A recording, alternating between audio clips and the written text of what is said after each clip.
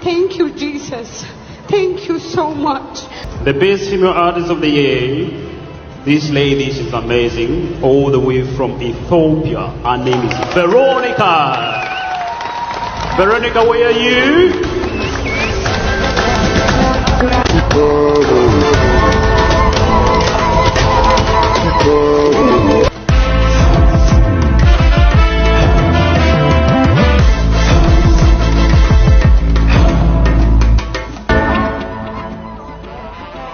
I'm really sorry. I'm crying right now.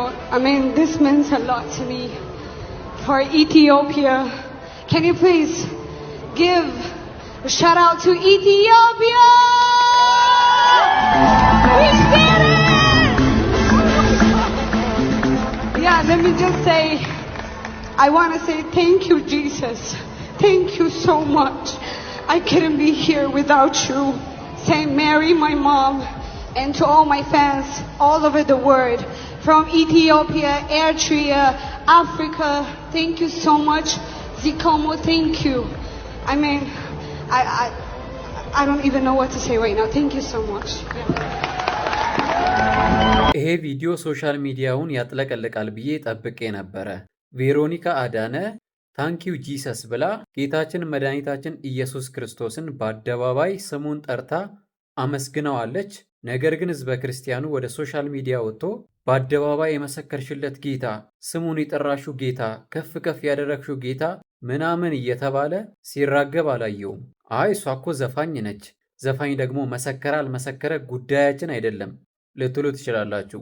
ነገር ግን ከዚህ በፊት በርካታ ዘፋኞች፣ አትሌቶች፣ ፊልም ሰሪዎች፣ ቲክቶከሮች ብቻ በጣም በርካታ ሰዎች አደባባይ ላይ ማርያምን ሲያመሰግኑ፣ መላእክትን ሲያመሰግኑ፣ ጻድቃን ሰማዕት የምንላቸውን ሲያመሰግኑ በርካታ ሰዎች በየፌስቡኩ፣ በየቲክቶኩ፣ በየዩቲዩቡ ብቻ ሶሻል ሚዲያው ላይ እየወጡ ያጨናንቁት ነበረ።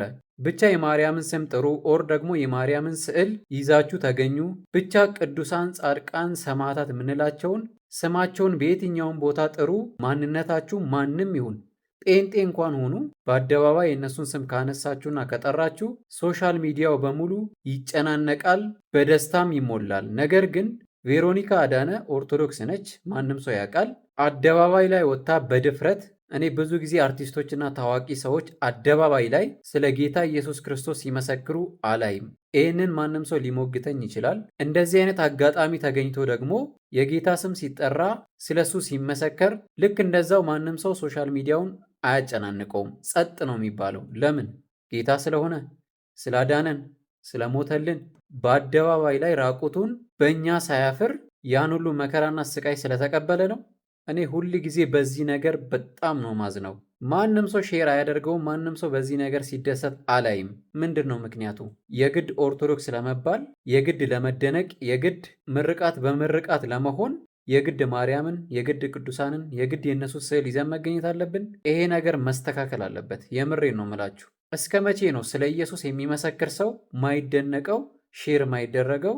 እንደውም በተቃራኒው እስከ መቼ ነው መናፍቅ ጴንጤ ምናምን የሚባለው? እስከ መቼ? ግዴታ የተዋህዶ ልጅ ለመባል ኦርቶዶክስ ለመባል ስለ ቅዱሳን ብቻ ማውራት አለብኝ? የእነሱን ስዕል ብቻ ይዤ መገኘት አለብኝ? ጥምቀትን በጎንደር የሚል አሳሳቢ በዓል አከባበር እያለ አላፋት ዝማሬ መቃወም ጀመራችሁ። አላፋት ዝማሬ እኮ ሁሉም ህዝብ በአንድነት ነጭ ለብሶ ለጌታ የሚዘምርበት፣ ጌታን የሚያከብርበት፣ በመወለዱ ደስ የሚልበት የሚገርም በኢትዮጵያ ኦርቶዶክስ ተዋህዶ ቤተክርስቲያን ታሪክ ታይቶ የማይታወቅ የበዓል አከባበር ነው። ይሄንን ለመቃወም ግዴታ ሴጣን መሆን ነው ያለብኝ። ይሄንን ቆንጆ በዓል ልክ ሴጣን የተመሰገነበት ዕለት አስመስለ እየተቃወምከው ለማውረድ እየሞከርክ፣ በተቃራኒው ግን ጥምቀትን በጎንደር ተብሎ ተጠማቂው እያለ የበዓሉ ባለቤት ጌታ እያለ ለጎንደር የሚዘመርበት፣ ለምኒልክ የሚዘመርበት፣ ለቴዎድሮስ የሚዘመርበት፣ ለበላይ ዘለቀ የሚዘመርበት፣ ለእቴጌ ጣይቱ የሚዘመርበትን ዕለት ችላ ብለህ ታየዋለህ። ጉዳይክ አይደለም። ለስንት ዘመናት ጥምቀትን በጎንደር የሚለውን በዓል አከባበር አየው። አንድም ቀን ተደስቼበት የማላቀው በዓል ቢኖር እሱ ነው። ሰው እንዴት በዓመት አንዴ የሚመጣውን የጌታችን የመድኃኒታችን የኢየሱስ ክርስቶስን የጥምቀት በዓል ለሱ ጊዜ መስጠቱን፣ ለሱ መዘመሩን፣ ለሱ መስገዱን፣ ለሱ በአደባባይ መመስከሩን፣ ጌትነቱን፣ አዳኝነቱን፣ ንጉስነቱን መመስከር ትቶ ከዚህ በፊት ኢትዮጵያን መርተው ላለፉ ነገስታት ሲዘል ሲጨፍር እነሱን ለማንገስ ቀኑ ሙሉ ሲጋደል እንዴት ይውላል? ደግሞ እኮ አያፍሩም። ይህንንም ይቃወሙኛል። ባለፈው ሰሜንን ለኢየሱስ ብለው የሆነ ሰው የጀመረውን እንቅስቃሴ እነዚህ መናፍቃን እኛን ኢየሱስን ሊያስተምሩ ይሞክራሉ፣ እኛ የሊቃውንት ሀገር ብለው ሲፎክሩ አየው። እስቲ የሊቃውንት ሀገር መሆኑን አሳዩን። ጥምቀት እየመጣ አይደለ? ጎንደር የሊቃውንት ሀገር መሆኗን ኢየሱስን እንደምታውቅ ጌታዋ አምላኳ አዳኟ እንደሆነ እስቲ በራሱ በዓል ላይ በጥምቀት ላይ በይፋ አሳዩን። እስቲ ጥምቀትን በጎንደር ላይ ኢየሱስ ጌታ ነው፣ ኢየሱስ ያድናል የሚል ቲሸርት አይታችሁ ታውቃላችሁ? እስቲ አንድ አይታችሁ ታውቃላችሁ? ምኒልክ ንጉሥ ነው፣ ቴዎድሮስ ሞተልኝ፣ እንትና እንደዚህ ሆነልኝ የሚል ጥቅስ እየደረደሩ ባንዲራ እየተሸከሙ ለጎንደርና ለነገስታት ሲጨፍሩ መዋል የሊቃውንት ሀገር አያስብልም። ሊመር ይችላል። እየመረረም ቢሆን ትውጠዋለህ። አስረግጬ ነው ምነግርህ። በዓሉን ለበዓሉ ባለቤት ተዉት። በዓሉ የጥምቀት በዓል ይባላል። ከስሙ መረዳት ትችላላችሁ። የጥምቀት በዓል ቀኑን ሙሉ ታቦት ከገባ በኋላ ነው የምጨፍረው፣ ታቦት ከገባ በኋላ ነው ምበላው፣ ምጠጣው፣ ምጨፍረው፣ ምሰክረው የሚል ተልካሻ ምክንያት አያስፈልግም። ታቦት ገባ አልገባ ዕለቱ የክርስቶስ ጥምቀት ይባላል። ምን ታቦቱ ከገባ በኋላ እግዚአብሔር አያየኝም ነው? እግዚአብሔር ያለው ታቦቱ ላይ ነው። ታቦቱ ላይ ሆኖ ያይሃል። ልክ ታቦቱ ሲገባ በቃ ማንም አያይህም። እንደፈለግ ትጨፍራለህ፣ እንደፈለግ ትሰክራለህ። ናይት ክለቡ ሙሉ፣ ጭፈራ ቤቱ ሙሉ። ደግሞ ከሁሉ በላይ የሚያናድደኝና የሚያስጠላኝ አርቲስት ተብዬዎች፣ ታዋቂ ሰዎች ዕለቱ ከመድረሱ በፊት እዛ ይጎርፋሉ። ከአንድ ሳምንት አስቀድመው ሳምንቱን ሙሉ ሲዘክሩና ሲዘፍኑ የሚውሉት ለነገስታት። የሄዱት እኮ የጥምቀት በዓልን ለማክበር ነው። አክብራችሁ ሞታችኋል። ሰው እንዴት ጥምቀትን ላከብር ነው ብሎ ትኬት ገዝቶ በፕሌን የሚሄደው በፕሌን፣ በመኪና የሚሄደው በመኪና፣ በእግሩ የሚሄደው በእግሩ እየሄደ ለኢየሱስ ክርስቶስ መስገድ ባለበት ዕለት፣ ለኢየሱስ ክርስቶስ መዘመር ባለበት ዕለት ጸሎት፣ ስግደት፣ ስብከት፣ የተለያዩ መንፈሳዊ ነገሮችን ማድረግ በሚኖርበት ዕለት ላይ ሲጨፍርና ሲጠጣ እንዴት ይውላል? አይሸመቅቃችሁም ግን? እሺ ሰውን አትፈሩም? እግዚአብሔርን አትፈሩም? በአንድ ዓመት ውስጥ እኮ 365 ቀን አለ። ባልጠፋ ቀን እንዴት የጥምቀት ዕለት ጌታ በሚከብርበት ዕለት በማይሆን ነገር በዓሉን እያከበራችሁ ታሳልፋላችሁ? ይሄ እኮ በጣም ነውር ነው። አሁን እዚህ ጋር መጥቶ ወደ ብሔርና ፖለቲካ የሚያዞር ሰው አለ። እኔ ያንተን ብሔርና ፖለቲካ ቀቅለ ብትበላው ገደል ብትከተው ጉዳዬ አይደለም። እኔ ጉዳዬ ይታያል አይደለ? ይህንን ያሰርኩት የስም ኦርቶዶክስ ለመባል አይደለም። ይህንን ያሰርኩት ጀስት ለጉራ ኦር ለጌጥ አይደለም። እናንተም እርግጠኛ ነኝ አንገታችሁ ላይ ያሰራችሁት እንደ አንገት ሀብል ለጌጥና ለከንቱ ነገር አይደለም። አንገት ላይ መስቀል አስረ ስትጨፍርና ስትጠጣ አትዋል። ዕለቱ የክርስቶስ ዕለት ነው። ዘምርለት፣ ስበከው። ኢየሱስ ጌታ ነው ብለህ ስበከው።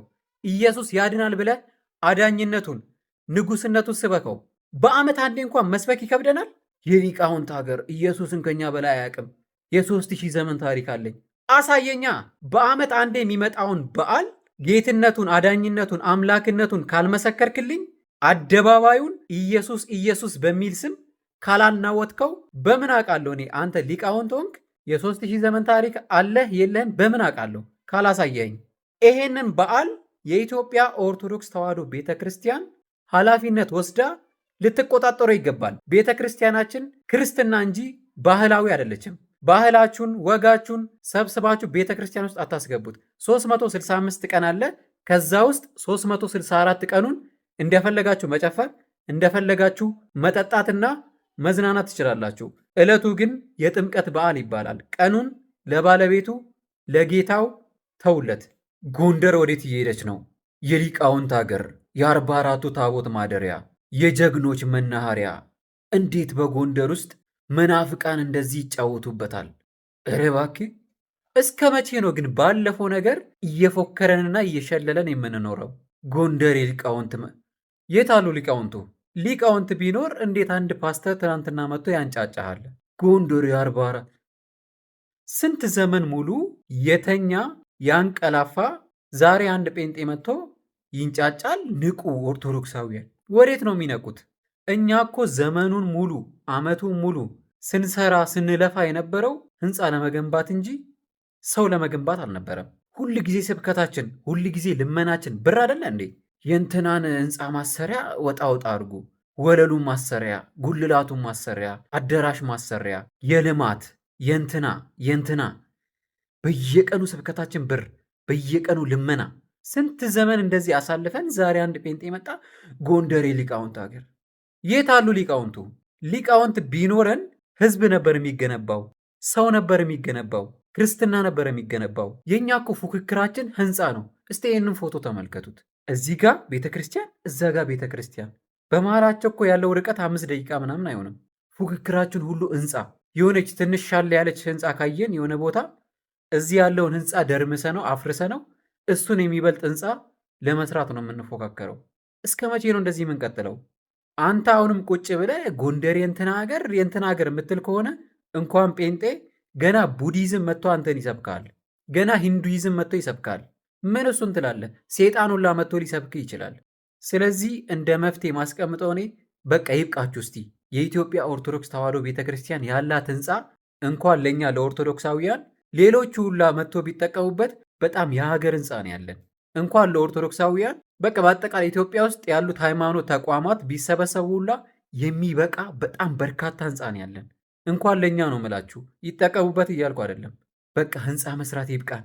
ብር መለመን ይብቃን። ይሄ ልማት የምትሉት ነገር ይብቃን። የቤተ ክርስቲያን ዓላማ ልማት አይደለም። የልማት ሚኒስቴር አይደለችም ቤተ ክርስቲያን። የቤተ ክርስቲያን ዓላማና ግብ የሰው ልጅ እንዲድንና እንዲድን ብቻ ነው።